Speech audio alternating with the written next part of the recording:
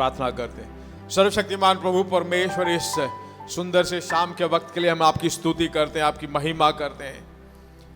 हे परमेश्वर, आज इस रविवार के शाम के वक्त आपकी महिमा करने के लिए, आपकी प्रशंसा करने के लिए, आपकी बढ़ाई करने के लिए हम यहाँ पर मौजूद हैं। पिता परमेश्वर, हमारे इस आराधना में हम आपका स्वागत करते हैं। पिता परमेश्वर, जहाँ 2 या 3 आपके नाम से इकट्ठे हैं, आपके वचन में कहा गया है कि आप वहाँ पर मौजूद हो। पिता परमेश्वर, आज हम विश्वास करते हैं कि आप हमारे बीच में आज मौजूद हो। पिता परमेश्वर, आज हमारे बीच में आप हो, आपका सम्मुख हमारे बीच में है, आपका परमेश्वर अभिषेक हमारे बीच में। पिता परमेश्वर, आज जैसे हम आप इकट्ठे होकर परमेश्वर आपके नाम की स्तुति करने वाले हैं, आपके नाम की महिमा करने वाले हैं, आपके नाम को बढ़ाने वाले हैं, हे परमेश्वर, हम चाहते हैं कि आप हमारे बीच में उतर कर आकर हमें आशीषों से भरपूर करें। परमेश्वर, बहुतायत का आशीष, प्रचुरता में आशीष हमें देकर परमेश्वर, हमारे मन की गहराइयों में जो कुछ भी समस्याएं हैं,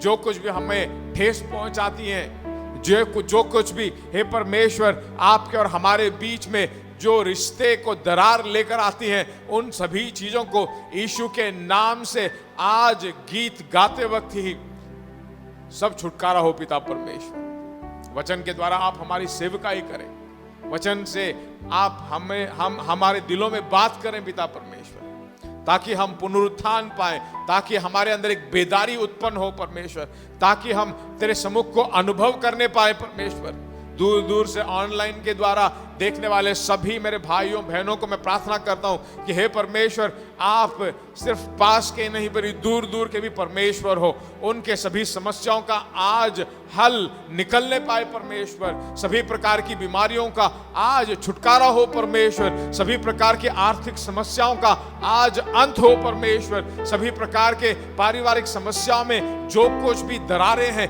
यीशु के नाम से आज मेल मिलाप हो। हमसे बातें कर, सारी महिमा आदर स्तुति आप ही को देते हैं। सामर्थ भरे यीशु के नाम से हम मांगते हैं, आमीन, आमीन, आमीन। सब मिलकर कुछ गीत गाएंगे, फिर हम उसकी स्तुति करेंगे।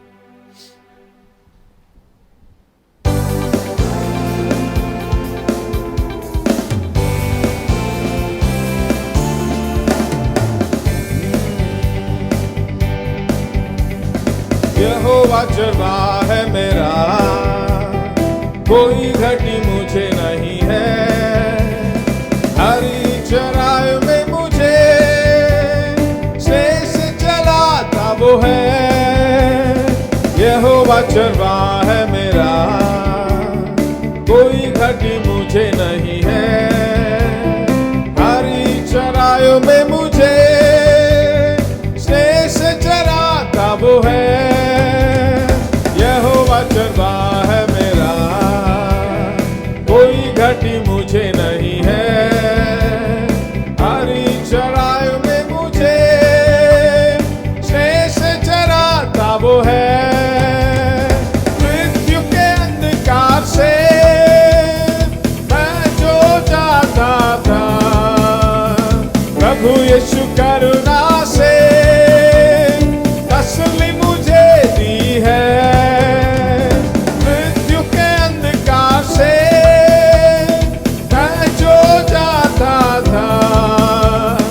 प्रभु यीशु करुणा से तसल्ली मुझे दी है। यहोवा चरवा है मेरा, कोई घटी मुझे नहीं है।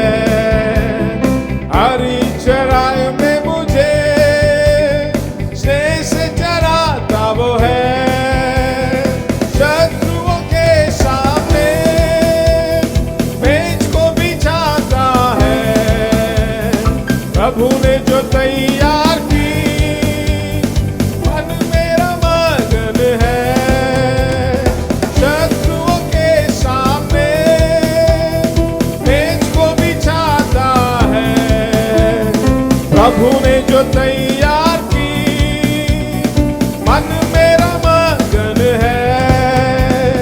यहोवा चरवा है मेरा, कोई घटी मुझे नहीं है। हरी चराई में मुझे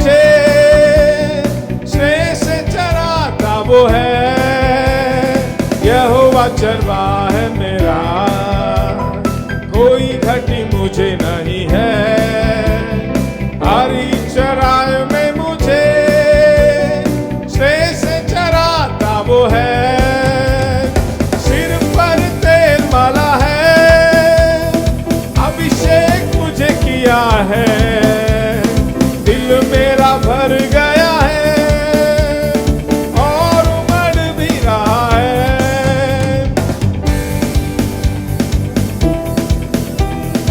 अभिषेक मुझे किया है, दिल मेरा भर गया है और उमड़ भी रहा है। यहोवा चरवाह है मेरा, कोई घटी मुझे नहीं है। हरी चराय में मुझे स्नेह से चराता वो है। यहोवा चरवाह है मेरा, कोई घटी मुझे नहीं है। हरी चराय में मुझे स्नेह से चराता वो है। सर्वदा प्रभु घर में करूंगा निवास जो मैं, करूंगा भलाई भी उसकी, आनंदित मुझे करती है। सर्वदा प्रभु घर में करूंगा निवास जो मैं, करूंगा भलाई भी उसकी, आनंदित मुझे करती है। यहोवा चरवाह है मेरा, कोई घटी मुझे नहीं है। हरी चराय में मुझे स्नेह से चराता वो है। यहोवा चरवाह है मेरा, कोई घटी मुझे नहीं है। हरी चराय में मुझे स्नेह से चराता वो है। यहोवा चरवाह है मेरा, कोई घटी मुझे नहीं है। हरी चराय में मुझे स्नेह से चराता वो है। शत्रुओं के सामने मेज को बिछाता है।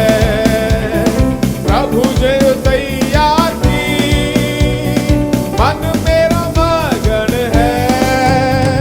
शत्रुओं के सामने मेज को बिछाता है। प्रभु ने जो तैयार की, मन मेरा मगन है। यहोवा चरवाह है मेरा, कोई घटी मुझे नहीं है। हरी चराय में मुझे स्नेह से चराता वो है। यहोवा चरवाह है मेरा, कोई घटी मुझे नहीं है। हरी चराय में मुझे स्नेह से चराता वो है।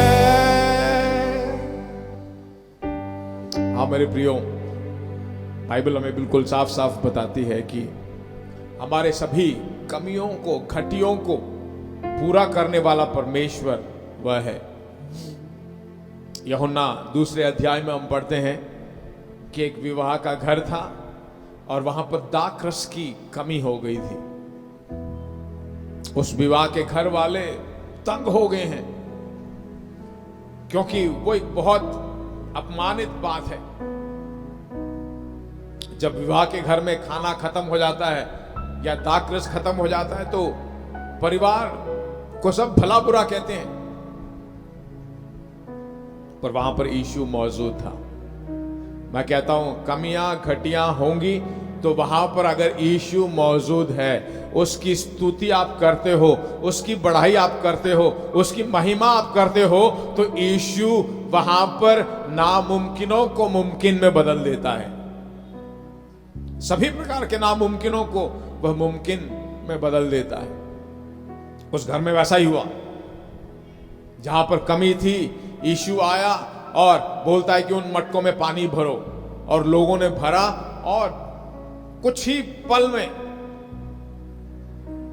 कुछ ही सेकंडों में जो है वहां का पानी दाखरस बन गया, और वो दाखरस पिछले वाले दाखरस से भी बहुत मीठा, बहुत ही स्वादिष्ट।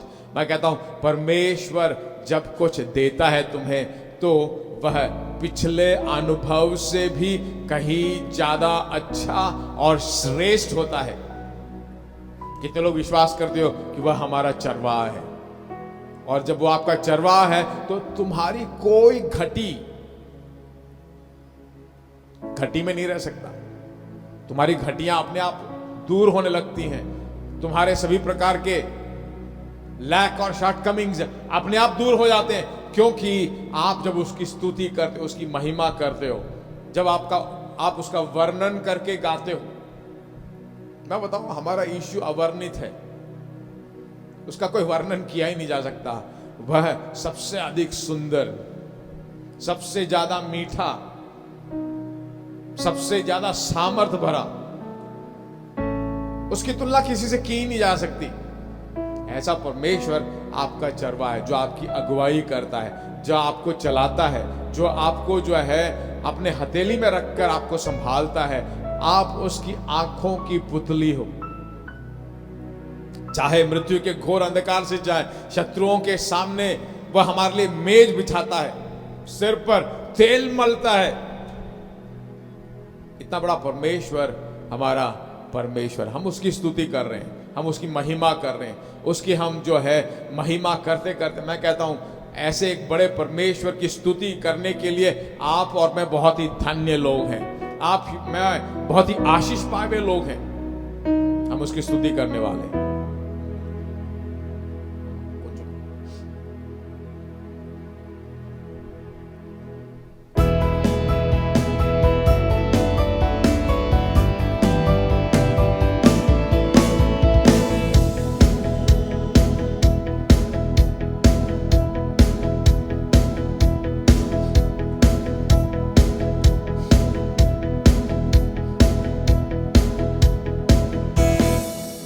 तेरी स्तुति प्रशंसा हो, तेरी हर पल महिमा हो।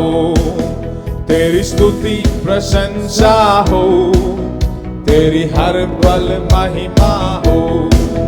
तेरी स्तुति प्रशंसा हो, तेरी हर पल हो। सब गाएं। तेरी स्तुति प्रशंसा हो, तेरी हर पल हो। तू अवर्णित है, तू सुंदर है, तेरा पहला पहला प्यार है। तू अवर्णित है, तू सुंदर है, तेरा पहला पहला प्यार है। तू अवर्णित है, तू सुंदर है, तेरा पहला पहला प्यार है। तू अवर्णित है, तू सुंदर है, तेरा पहला पहला प्यार है। तेरी स्तुति प्रशंसा हो, तेरी हर पल महिमा हो। तेरी स्तुति प्रशंसा हो, तेरी हर पल महिमा हो। तेरी स्तुति प्रशंसा हो, तेरी हर पल महिमा हो। तेरी स्तुति प्रशंसा हो, तेरी हर पल महिमा। सब मिलके तू अवर्णित है, तू सुंदर है, तेरा पहला पहला प्यार है। तू अवर्णित है, तू सुंदर है, तेरा पहला पहला प्यार है। तू अवर्णित है, तू सुंदर है, तेरा पहला पहला प्यार है। तू अवर्णित है, तू सुंदर है, तेरा पहला पहला प्यार है। दिल की गहराइयों में बसता तू ही प्रभु, तेरी इच्छाओं को मैं पूरा करता चलूं। दिल की गहराइयों में बसता तू ही प्रभु, तेरी इच्छाओं को मैं पूरा करता चलूं। तू अवर्णित है, तू सुंदर है, मेरा पहला पहला प्यार है, तू अवर्णित है, तू सुंदर है। मेरा पहला पहला प्यार है, तू अवर्णित है, तू सुंदर है। मेरा पहला पहला प्यार है, तू अवर्णित है, तू सुंदर है। मेरा पहला पहला प्यार है। तेरी स्तुति प्रशंसा हो, तेरी हर पल महिमा हो, तेरी प्रशंसा हो, तेरी हर पल महिमा हो। सब मिलके तेरी स्तुति प्रशंसा हो, तेरी हर पल महिमा हो, तेरी स्तुति प्रशंसा हो, तेरी हर पल महिमा। तू अवर्णित है, तू सुंदर है। मेरा पहला पहला प्यार है, तू अवर्णित है, तू सुंदर है। मेरा पहला पहला प्यार है, तू अवर्णित है, तू सुंदर है। मेरा पहला पहला प्यार है। मेरी निराशाओं में मेरी आशा बना तू, मेरी खामोशियों को समझा तूने प्रभु। मेरी निराशाओं में मेरी आशा बना तू, मेरी खामोशियों को समझा तूने प्रभु। तू अवर्णित है, तू सुंदर है। मेरा पहला पहला प्यार है, तू अवर्णित है, तू सुंदर है। मेरा पहला पहला प्यार है, तू अवर्णित है, तू सुंदर है। मेरा पहला पहला प्यार है। तेरी स्तुति प्रशंसा हो, तेरी हर पल महिमा हो, तेरी स्तुति प्रशंसा हो, तेरी हर पल महिमा हो, तेरी स्तुति प्रशंसा हो, तेरी हर पल महिमा हो, तेरी स्तुति प्रशंसा हो, तेरी हर पल महिमा हो। तू अवर्णित है, तू सुंदर है। मेरा पहला पहला प्यार है, तू अवर्णित है, तू सुंदर है। मेरा पहला पहला प्यार है, तू अवर्णित है, तू सुंदर है। मेरा पहला पहला प्यार है, तू अवर्णित है। मेरा पहला पहला प्यार है, तू अवर्णित है, तू सुंदर है। मेरा पहला पहला प्यार है। दिल की गहराइयों में बसता तू ही यीशु, तेरी इच्छाओं को मैं पूरा करता चलूं। दिल की गहराइयों में बसता तू ही यीशु, तेरी इच्छाओं को मैं पूरा करता चलूं। तू अवर्णित है, तू सुंदर है। मेरा पहला पहला प्यार है, तू अवर्णित है, तू सुंदर है। मेरा पहला पहला प्यार है, तू अवर्णित है, तू सुंदर है। मेरा पहला पहला प्यार है, तू अवर्णित है, तू सुंदर है। मेरा पहला पहला प्यार है, तू अवर्णित है, तू सुंदर है।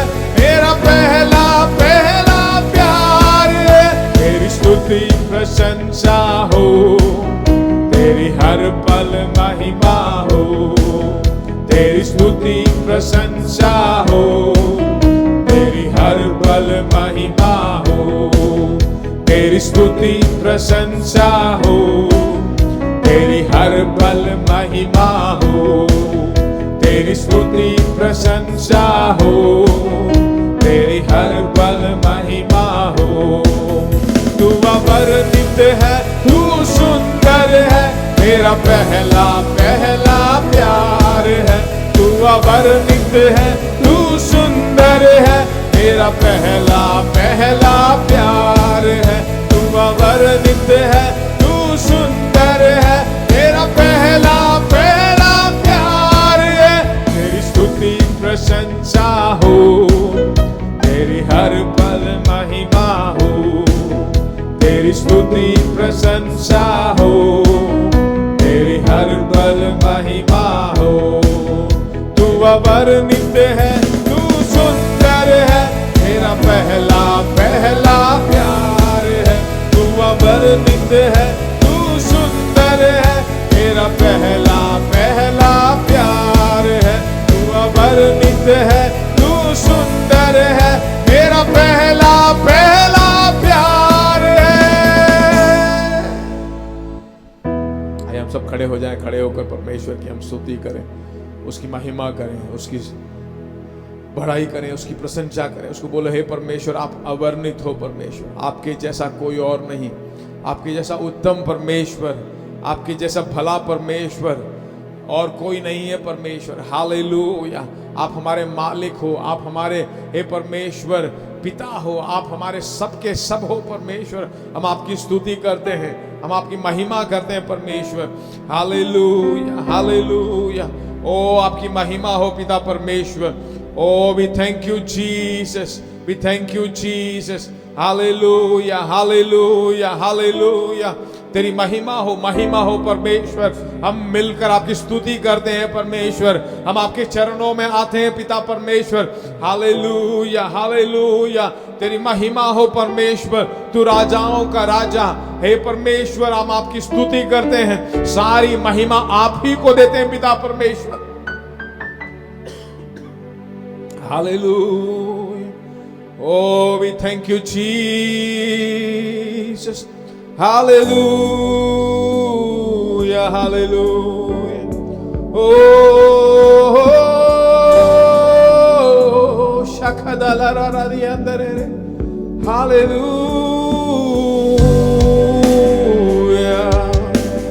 Oh, shandalalare. Yeshua.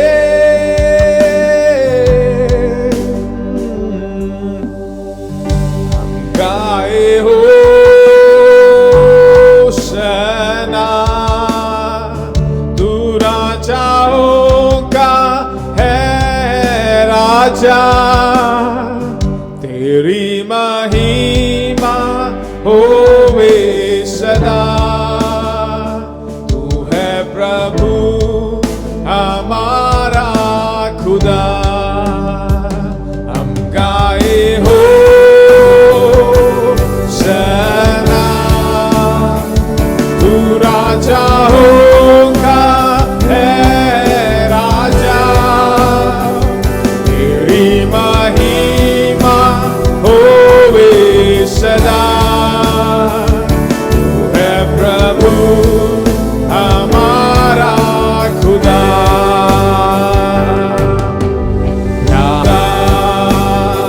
हम गाए हो सना। तू राजा होगा है राजा। तेरी महिमा होवे सदा। तू है प्रभु हमारा खुदा। हम गाए हो सना। तू राजा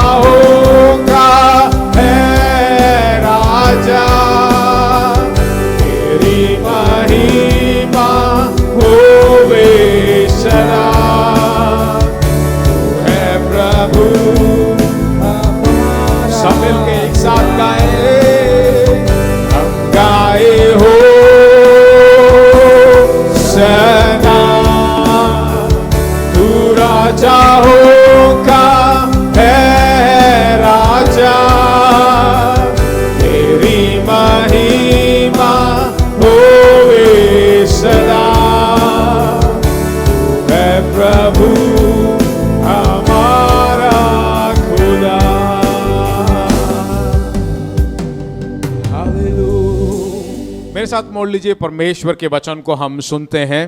मेरे साथ मोड़ लीजिए तीसरी यूहन्ना की पत्री और उसका दूसरा वचन। तीसरी यूहन्ना की पत्री और उसका दूसरा वचन। हम यहाँ पर आत्मिक उन्नति के बारे में हम देख रहे थे और उसमें विशेष रूप से सभी भागों में उन्नति पाकर आशीष के बहुतायत में भरपूरी में रहने के लिए किस चीज की उन्नति सबसे पहले मायने रखती है उसके बारे में हम देखते थे। और मेरे साथ मोड़ लीजिए तीसरी यूहन्ना की पत्री और उसका दूसरा वचन। मैं आपके लिए पढ़ता हूं। हे मेरे प्रिय, मेरी यह प्रार्थना है कि जैसे तू आत्मिक उन्नति कर रहा है वैसे ही तू सब बातों में उन्नति करे और भला चंगा रहे। यहां पे यह वचन हम अच्छी तरह से जानते हैं। प्रेरित यूहन्ना गायुस अपने आत्मिक पुत्र को यह बातें बताते हुए हम जान लेते हैं कि वह उसे आशीष देकर कहता है, जैसे तू आत्मिक उन्नति कर रहा है वैसे ही सब बातों में उन्नति करे और भला चंगा रहे। इसमें दो पंक्तियां बहुत ही मुख्य हैं। देखिए, परमेश्वर की इच्छा है कि हम अपने जिंदगी के हर एक भाग में आशीषित रहें। हमारे हाथ की मेहनत में आशीष, हमारे पारिवारिक जिंदगी में आशीष, हमारे शरीर में आशीष, हमारे कामकाजी में आशीष, हमारे बच्चों के भविष्य में आशीष, हमारी पढ़ाई में आशीष, हमारे आने जाने में आशीष, हमारे मानसिक तौर से आशीष, हमारी भावनाओं में आशीष। हमारे जिंदगी के हर एक क्षेत्र में परमेश्वर की यही इच्छा है। उत्पत्ति के पहले अध्याय में जब हम पढ़ते हैं, मनुष्य को जो परमेश्वर ने आदि में बनाया तो उसको सभी रीतियों की आशीषों से उसे आशीष किया। उसको शारीरिक रूप से आशीष दिया, मानसिक रूप से आशीषित दिया और भावनाओं के आधार पर भी जो परमेश्वर ने उसे आशीष दिया। उसको कभी गरीबी में नहीं छोड़ा, कभी झगड़े एक दूसरे के विरोध में नहीं था, कोई कमियां उसमें नहीं थी, उसके शरीर में कोई बीमारी नहीं थी, वह किसी पराजय हार में फंसा हुआ नहीं था, कोई उलझन नहीं, कोई झंझट नहीं, सभी भागों में आशीषित था और सभी भागों में भरपूरी की जिंदगी परमेश्वर ने आदम को दी थी। मैं बताता हूं, वही जिंदगी परमेश्वर आपको और मुझे भी देना चाहता है। Because God wanted to show man that what was his will.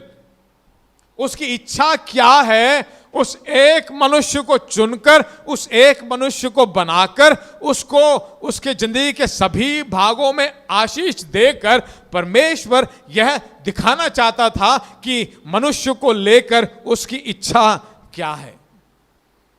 उस एक मनुष्य को परमेश्वर ने सभी भागों में आशीष दिया, पर पाप में गिर जाने के बाद, देखिए, परमेश्वर की इच्छा शुरुआत से वही थी।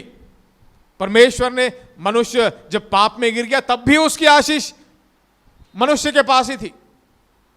उसकी इच्छा वही थी। वह चाहता था कि मनुष्य भरपूरी में जिए, प्रचुरता में जिए, बहुतायत में जिए। पर पाप में गिर जाने के बाद जो है, जो कुछ मनुष्य के पास था सब कुछ चला गया और वह हर एक भाग में एक गिरावट को देखता है। पर यहां इस वचन में हम देखते हैं, वो कहता है, जैसे तू आत्मिक उन्नति कर रहा है वैसे ही तू सब बातों में उन्नति करे और भला चंगा रहे। सभी भागों में उन्नति और भला चंगा रहने के लिए एक बुनियादी बात है, वह है आत्मिक उन्नति।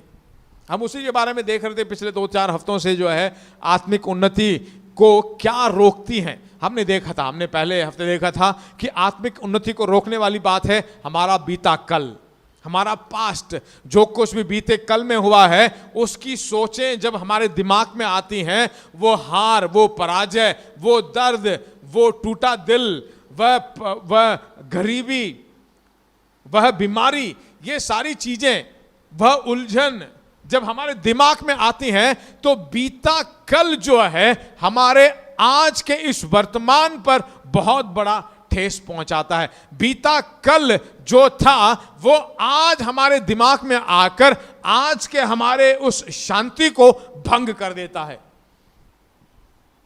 हालेलुया।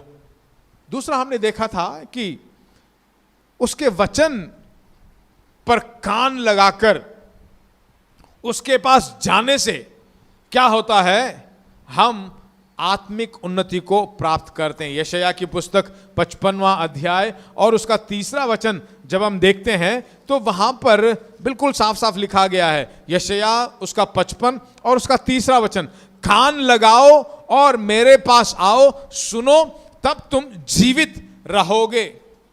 अंग्रेजी में जब पढ़ते हैं वहां बताया गया है, come to me, incline your ears, hear my words so that your soul may live। अगर आप मेरे पास आकर कान लगाकर मेरी बातों को सुनोगे, ध्यान से सुनोगे, तो तब तुम्हारी आत्मिक उन्नति होगी, तुम्हारे आत्मा की उन्नति होगी। मैं बताता हूं, परमेश्वर के पास आकर अपना कान लगाकर, दुनिया कुछ भी बोल दे, दुनिया हजारों बातें बोलती हैं, हजारों गरीबी के बारे में बोलती हैं, हजारों झगड़ों के बारे में बोलती है, दुनिया उटपटांग बातें बोल बोलकर हमारे आत्मा को नाश करने के लिए, डराने के लिए, संदेह को उत्पन्न करने के लिए, घबराहट लेने वाली बहुत सारी बातें हैं। मैं कहता हूं उनको मत सुनो। यहां बताया गया है, कान लगाओ और मेरे पास आओ, कान लगाओ और मेरे पास आओ। जब हम परमेश्वर के पास जाकर अपने मन से आज्ञाकारी होकर उसकी बातों को सुनते हैं, मालूम है सुनने से क्या आता है? सुनने से हमारे अंदर विश्वास उत्पन्न होता है। रोमियो की पत्री 10वें अध्याय के 17वें वचन में हम पढ़ते हैं, विश्वास सुनने से आता है और सुनना परमेश्वर के वचन से। परमेश्वर के वचन को जब आप सुनते रहते हो तो आपके अंदर विश्वास उत्पन्न होने लगता है। जब विश्वास उत्पन्न होने लगता है तो आपकी सोचें अगर बुरी भी हो, आपके सोचें डरावनी भी हो, आपके सोचों में चिंताएं हो, आपके हृदय में जो वचन आप बोल रहे हो, जिसको आप अपने जबान से बोलकर अपने कानों के द्वारा सुनते हो, उसके द्वारा आपके दिमाग में, आपकी सोचों में, आपकी कल्पनाओं में जो कुछ भी बुरी चीजें हैं वो अपने आप दूर होने लगती हैं। आज मैं इसी वचन को लेकर एक और बात आपको दिखाना चाहता हूं। आत्मिक उन्नति के लिए एक और बात बहुत ही जरूरी है। जब आप उसके पास आते हो, उसकी सुनते हो, कान लगाकर उसकी बातों पे तुम ध्यान लगाकर सुनते हो, आज्ञाकारी बनते हो, तो आप अपने आप को उसके हाथों में समर्पित करते हो। आप अपनी नहीं, आप अपने बल के बारे में नहीं सोचते, अपने ज्ञान के बारे में नहीं सोचते, आपके बड़े बड़े उन बातों के बारे में नहीं सोचते, आपके बड़े बड़े पदों के बारे में नहीं सोचते, बल्कि आप उसके बातों को सुनकर आज्ञाकारी होते हो और मन में दीनता आ जाती है। मैं यही यशायाह 55 के 3रे वचन में जो कहा गया है, उसी का एक और व्याख्या करके जो बताया गया है, उसी को मैं दिखाना चाहता हूं।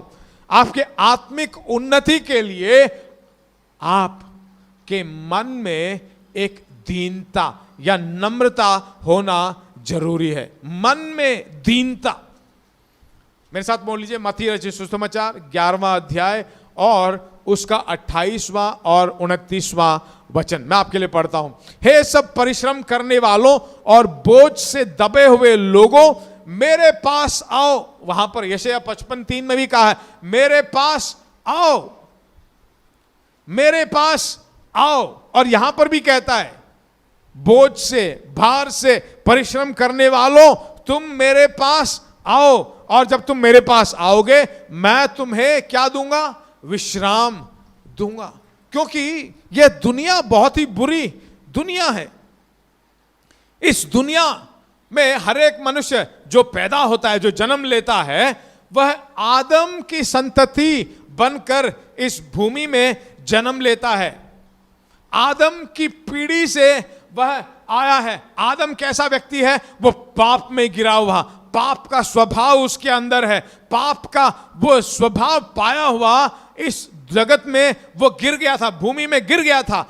और उसी की पीढ़ी के रूप में हम आ रहे हैं। और ये भूमि जो है, ये दुनिया जो है, वह भी पाप में गिरी हुई है।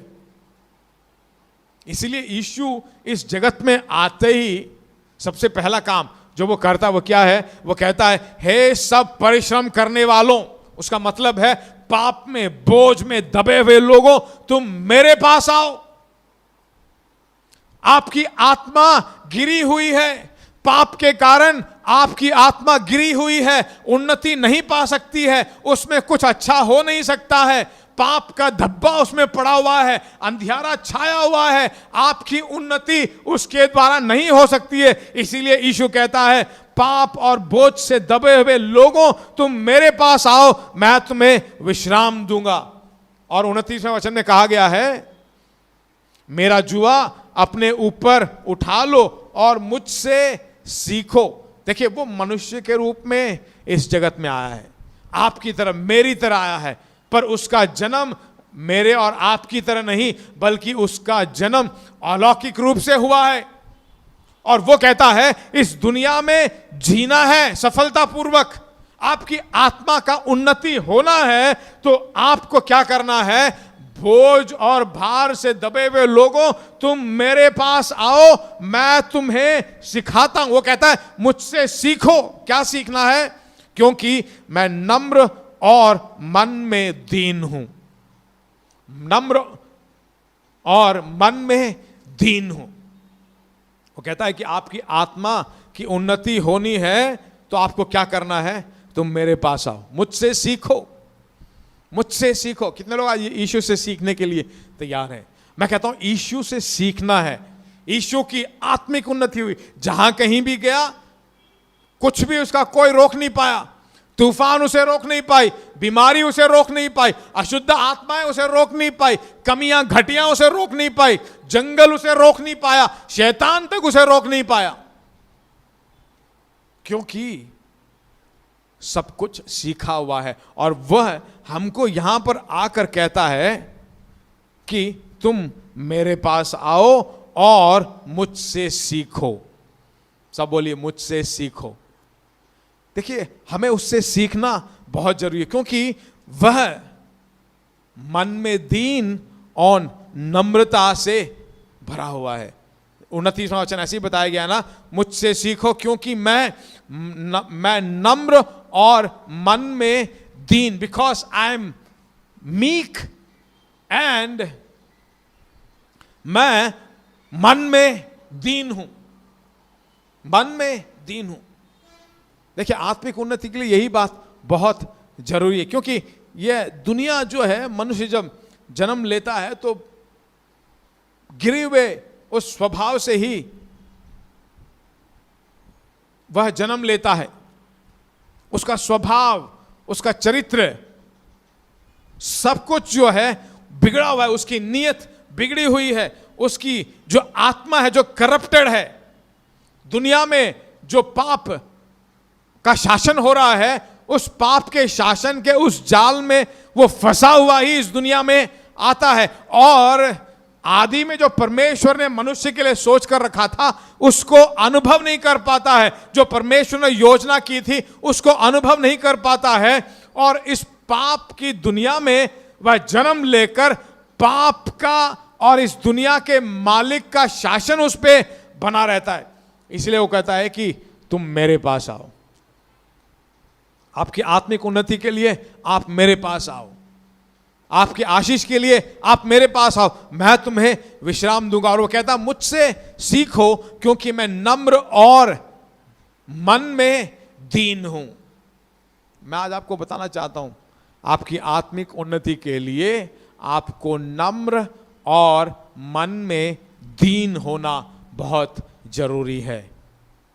वो कहता है कि इस दुनिया में कैसे जीना है, कैसे सफलतापूर्वक जीना है, मुसीबतों को कैसे झेलकर उस पर विजय पाना है, कैसे बीमारियों को बिल्कुल नाश करके चंगाई में जीना है, आरोग्य भरा जिंदगी कैसे जीना है, सफलता की जिंदगी कैसे जीना है, वो सब मुझसे सीखो। यीशु यहां सिखाता है, कहता है कि मुझसे सीखो क्योंकि आप मेरी तरह नहीं, आपके ऊपर पाप का वो धब्बा है।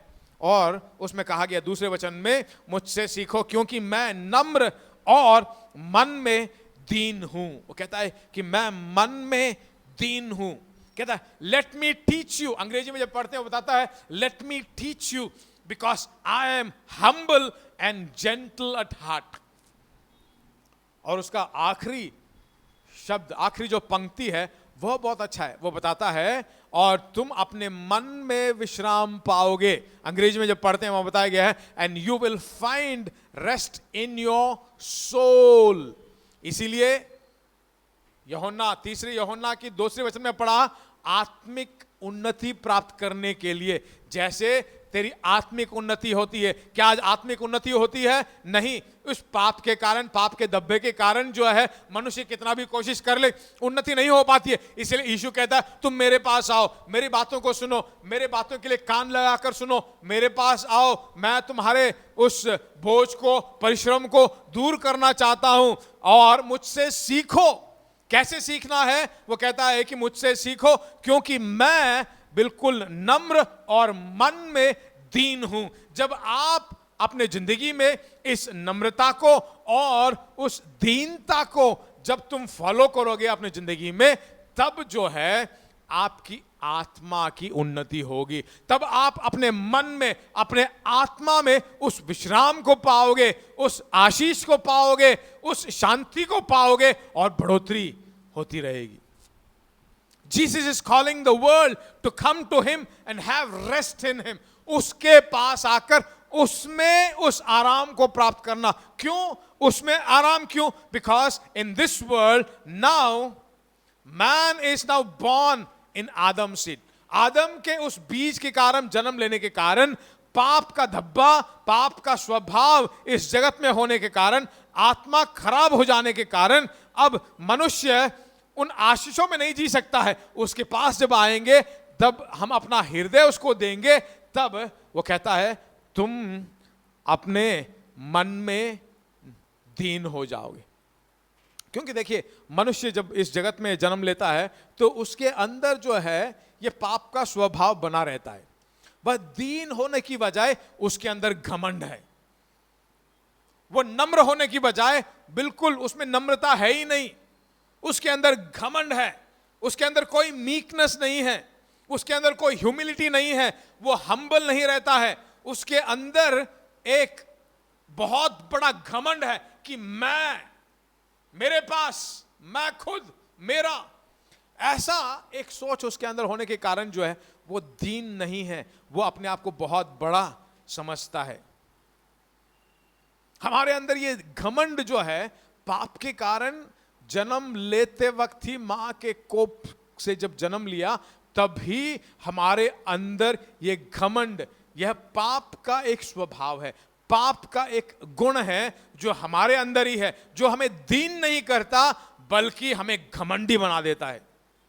ये शैतान की ओर से हमारे अंदर वो बीज बोया गया है। ये प्राइड, जो घमंड है, हमारे अंदर है। When there is pride, our soul cannot live.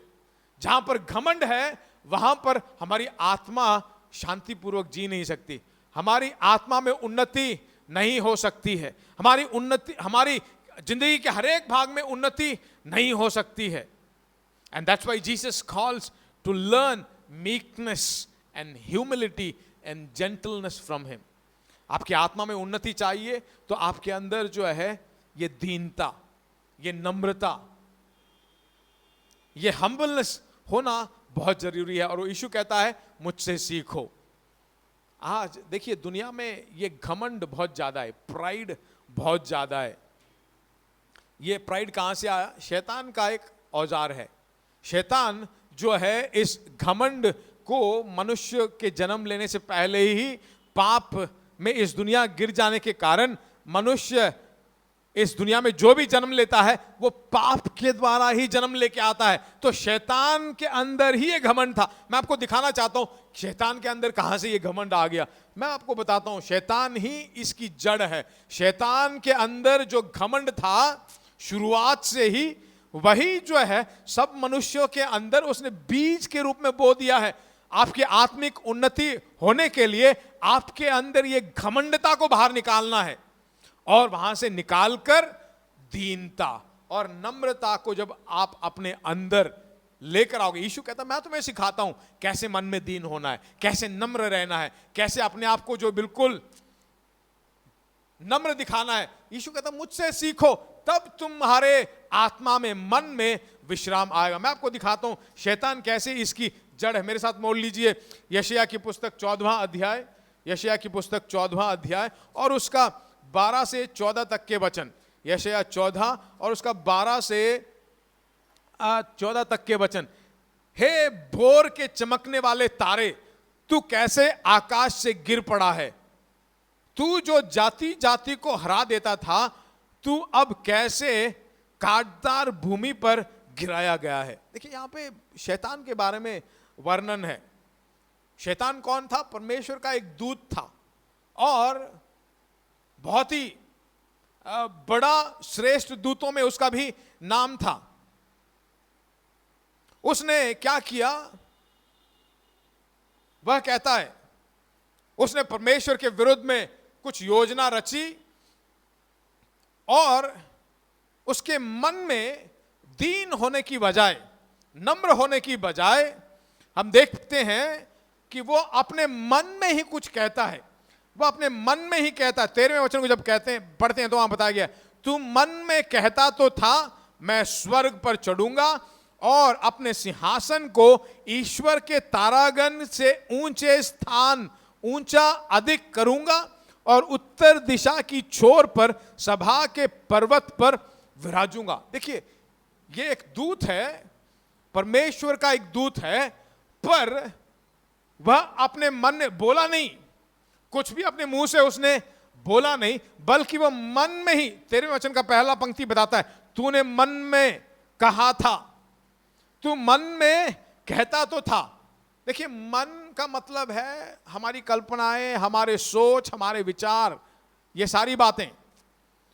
इसने कुछ किया नहीं, कुछ कहा नहीं, पर मन में ही, मतलब उसकी आत्मा खराब है, उसकी सोच खराब है, उसकी कल्पनाएं खराब है। वो कहता है कि मैं इस परमेश्वर से, एक स्वर्गदूत है, परमेश्वर के नीचे स्वर्गदूत का काम करता है, और वो कहता है, उसके अंदर घमंड आ जाती है और वो कहता है कि मैं स्वर्ग पर चढ़ूंगा, मैं अपने सिंहासन को परमेश्वर के तारागण से अधिक ऊंचा करूंगा और उत्तर दिशा की छोर पर सभा के पर्वत पर विराजूंगा। कितना बड़ा घमंड इसके अंदर।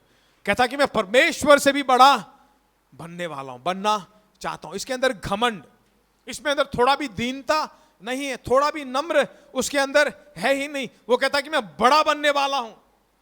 मैं हर जगह देखेंगे ना, 13वें और 14वें वचन में देखते हैं तो हम देख पाते हैं, कहता है कि मैं स्वर्ग पर चढ़ूंगा, मैं अपने सिंहासन को ईश्वर के तारागण से अधिक ऊंचा करूंगा और मैं उत्तर दिशा की छोर पर सभा के पर्वत पर विराजूंगा। 14वां वचन, मैं मेघों से भी ऊंचे ऊंचे स्थानों के ऊपर चढ़ूंगा, मैं परम प्रधान के तुल्य हो जाऊंगा। देखिए कितनी घमंड की बात है यहां पर। ये स्वर्गदूत है, इसको क्या सोचना चाहिए? परमेश्वर के सम्मुख में उसकी आराधना कैसे करें, परम प्रधान की आराधना कैसे करें, स्वर्ग का राज्य कैसे हम काम करें, स्वर्ग का राज्य में कैसे हम विनती करें, उसकी स्तुति करें, उसकी आराधना करें, उसके नाम की महिमा करें, उसके सम्मुख के बारे में सोचने था। पर इसके अंदर उसका आत्मा खराब होने के कारण, उसका सोल खराब होने के कारण, उसकी सोच खराब होने के कारण, उसकी इच्छाएं परमेश्वर के विरुद्ध में होने के कारण वो कहता है कि मैं मेघों से भी ऊंचे ऊंचे स्थानों में के ऊपर चढ़ूंगा, मैं परम प्रधान के तुल्य हो जाऊंगा। देखिए कितनी बुरी सोच है। ये कैसे हुई? प्राइड, उसके अंदर घमंड।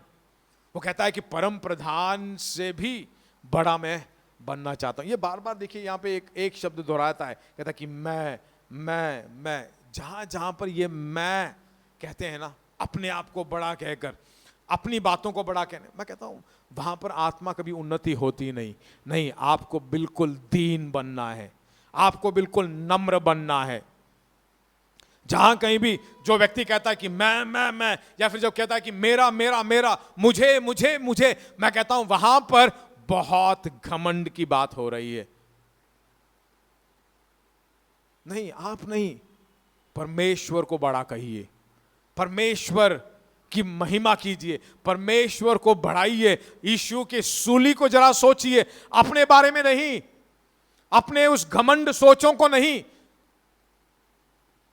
परमेश्वर ने जो हमें किया है, ऑलवेज थिंकिंग अबाउट गॉड, उसकी सोचें।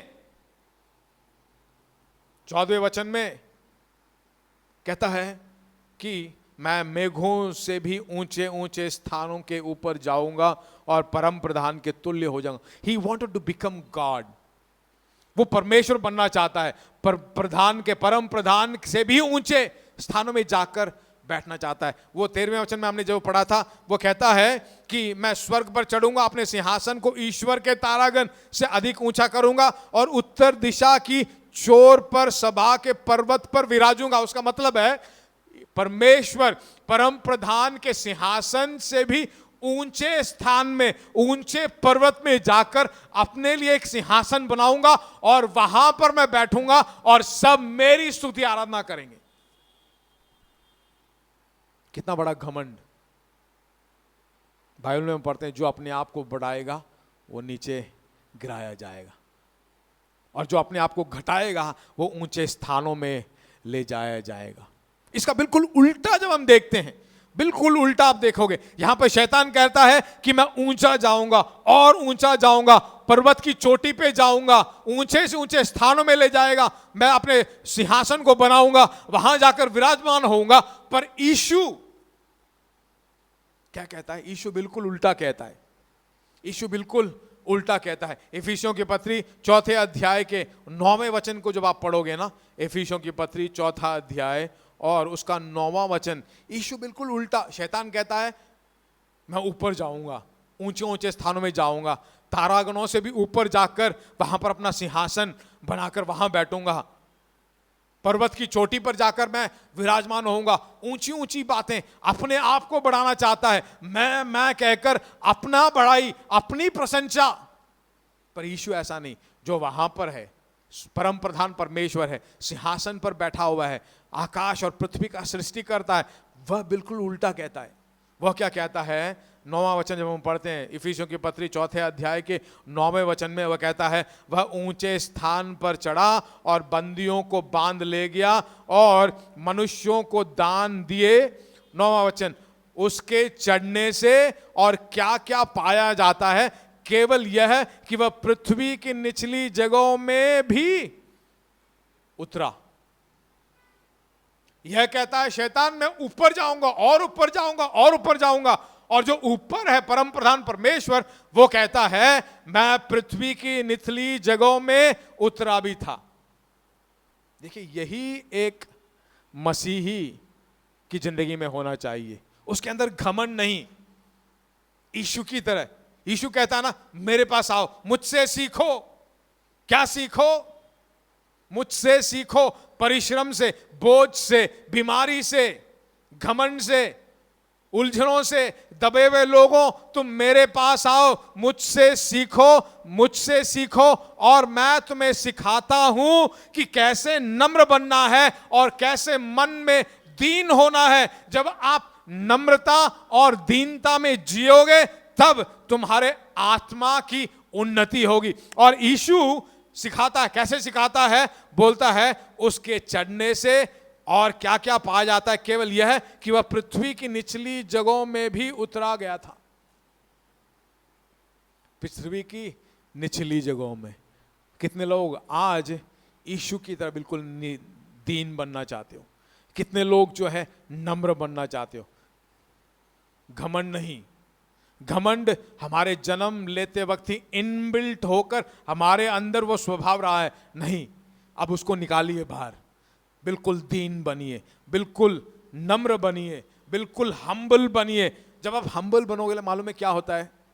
रिश्तों में जो दरारें हैं, रिश्तों में जो टूटे हुए रिश्ते हैं, वो सब ठीक हो जाते हैं, वो सब अच्छे हो जाते हैं। आज इस घमंड के कारण देखिए, दुनिया में कौन बड़ा? मैं बड़ा हूं, मैं ये कर सकता हूं, वो कर सकता हूं। देश के विरुद्ध देश क्यों युद्ध करता है? वो कहते हैं कि मैं बड़ा देश हूं, मेरे पास ये है, मेरे पास ऐसे बम है, मेरे पास ये मिसाइल है। अपने आप को बड़ा दिखाना चाहते हैं। नहीं, उनमें दीनता नहीं है, उनमें नम्रता नहीं है, और इसीलिए उन्नति नहीं, इसीलिए महामारी, इसीलिए बहुत बड़ा विनाश।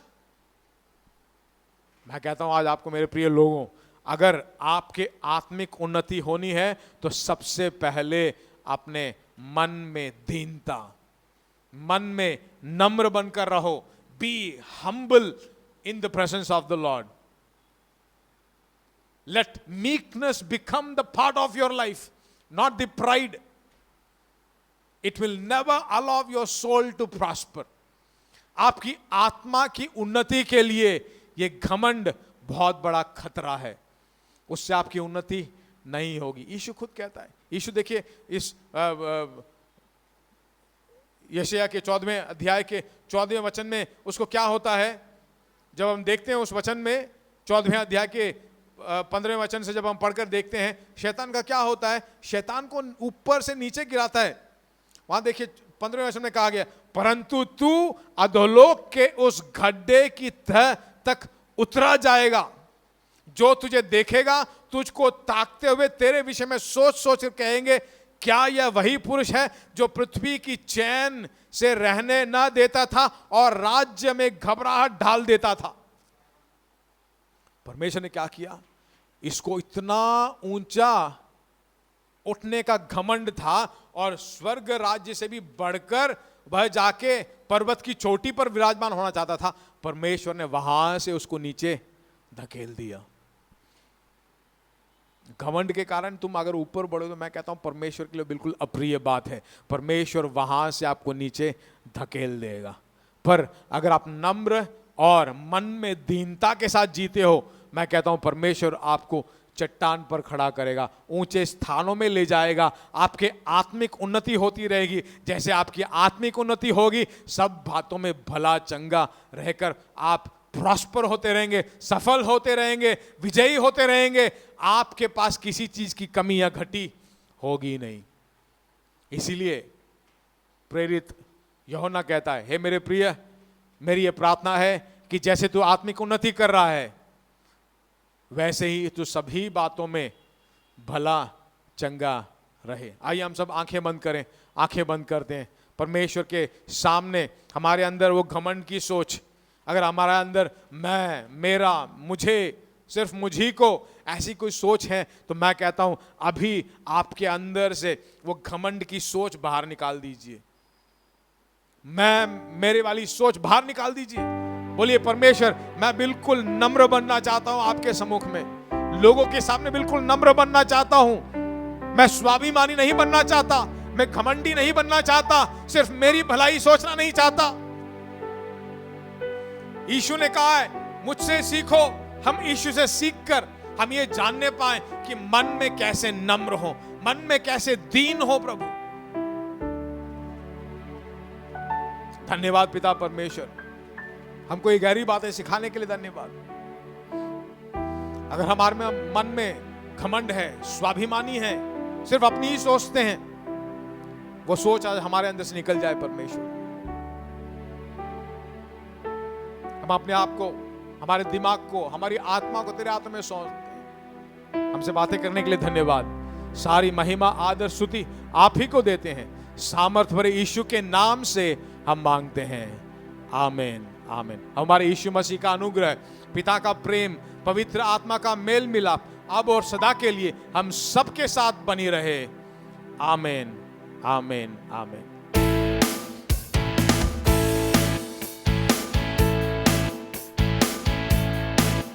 जिस नाम में है मुक्ति, जिस नाम में है शक्ति, जिस नाम में है शांति, देता वो नाम चंगाई।